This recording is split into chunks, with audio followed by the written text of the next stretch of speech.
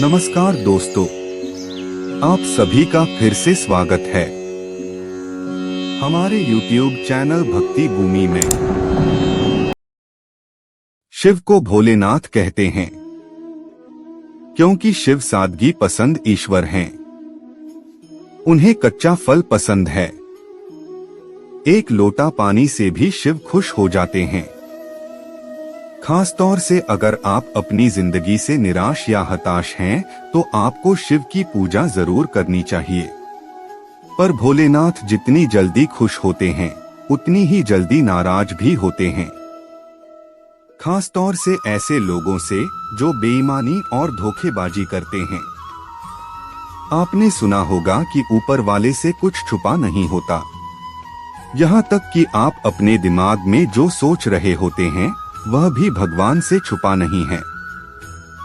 इसलिए भले ही बात और व्यवहार में आपने किसी को नुकसान ना पहुंचाया हो, लेकिन अगर मन में किसी के प्रति कोई दुर्भावना है या आपने किसी का अहित सोचा हो, तो यह भी पाप की श्रेणी में आता है।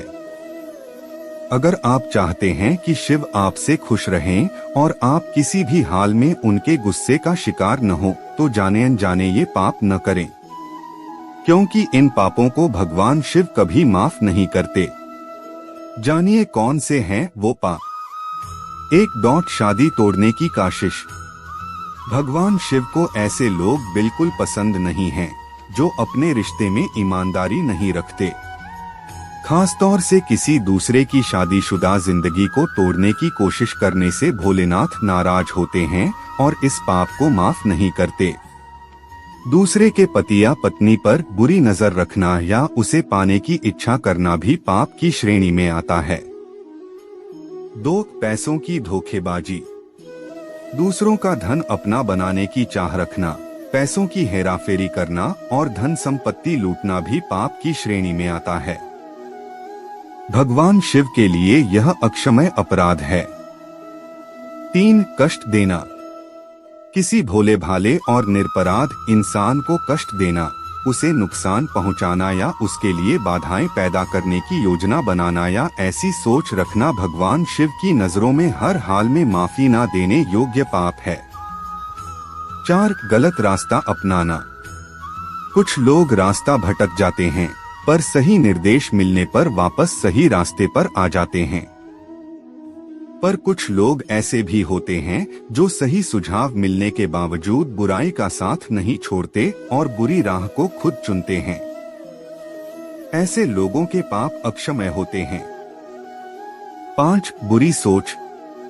शिव पुराण के अनुसार जिस प्रकार आप किसी का बुरा नहीं करने के बावजूद उसके लिए बुरी सोच रखने के कारण भी पाप के हकदार और दंड की श्रेणी में आ जाते हैं, उसी प्रकार भले ही आपने अपने कार्य से किसी का बुरा ना किया हो, लेकिन आपकी बोली अक्षम्य पापों का हकदार भी बना सकती है। 6. गर्भवती महिला को कुवचन। किसी गर्भवती महिला या मासिक के दौरान किसी महिला को कटु वचन कहना या अपनी बातों से उनका दिल दुखाना शिव की नजरों में अक्षम्य अपराध और पाप है। 7. नुकसान पहुंचाने के लिए झूठ बोलना। किसी के सम्मान को हानि पहुंचने की नीयत से झूठ बोलना छल की श्रेणी में आता है और अक्षम्य पाप का भागीदार बनाता है। 8. अफवाह फैलाना। समाज में किसी के मान सम्मान को हानि पहुंचाने की नीयत से या उसकी पीठ पीछे बातें करना या अफवाह फैलाना भी एक अक्षम्य पाप है।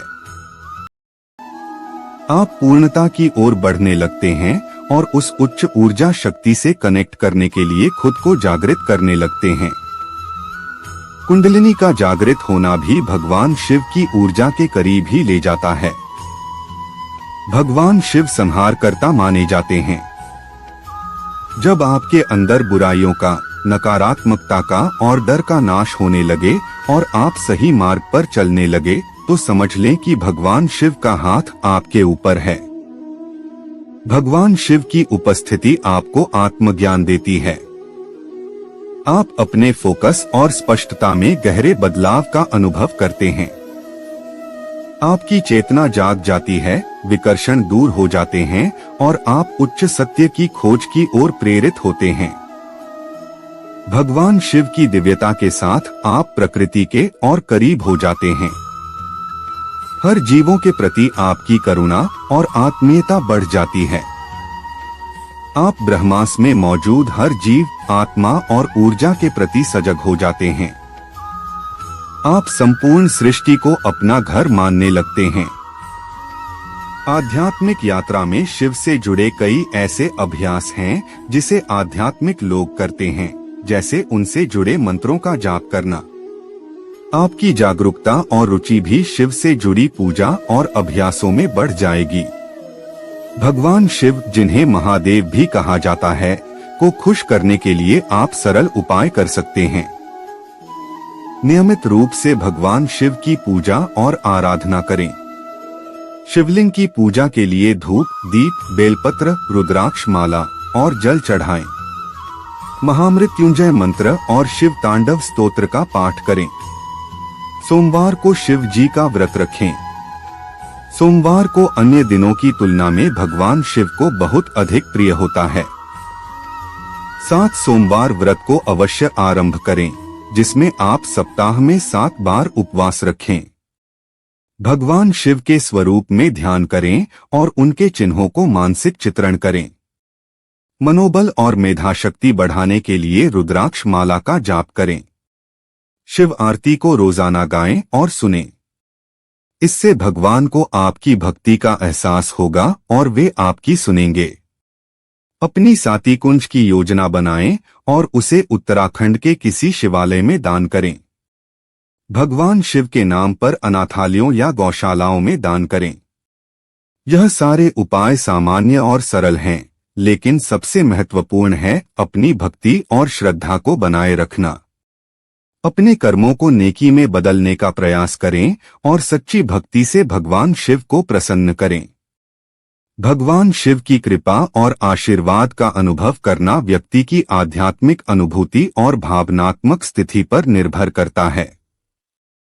भगवान के खुश होने का सीधा प्रमाण नहीं होता, लेकिन यदि आप निम्नलिखित चीजें ध्यानपूर्वक करते हैं तो आप अपने आत्मिक संबंध को मजबूत कर सकते हैं। श्रद्धा और भक्ति। भगवान के प्रति श्रद्धा और भक्ति की भावना से आप उनकी कृपा को अपने प्रति बढ़ा सकते हैं। आपकी ईमानदारी और विश्वास भी महत्वपूर्ण हैं। पूजा और ध्यान। भगवान शिव की पूजा और ध्यान से आप उनके साथ आत्मिक संबंध को मजबूत कर सकते हैं। उम्मीद करते हैं कि आपको इस वीडियो से कुछ नया जरूर सीखने को मिला होगा। आपको वीडियो कैसी लगी हमें कमेंट बॉक्स में जरूर बताएं। अगर वीडियो के दौरान मुझसे कोई गलती हो गई हो तो मैं माफी चाहता हूं। दोस्तों, मिलते हैं एक नई वीडियो में नई जानकारी के साथ। धन्यवाद।